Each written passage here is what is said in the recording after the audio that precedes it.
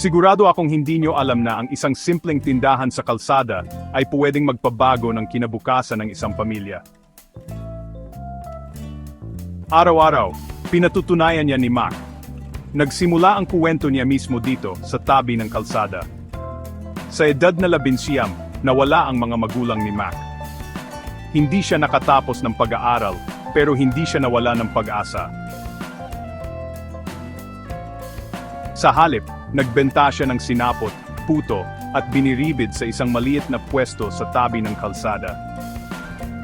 Ulan man o araw, patuloy si Mac sa pagkayod, dahil mas malaki ang pangarap niya kaysa sa mga pagsubok niya.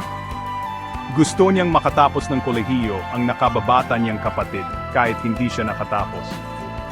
Bawat barya, bawat maagang umaga, bawat pagod na gabi, ginawa lahat yan ni Mac para sa pamilya.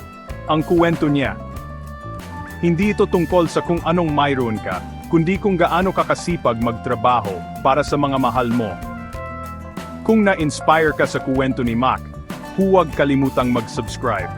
Suportahan natin ang bawat nagtitinda sa kalsada na nagsisikap para sa mas magandang bukas.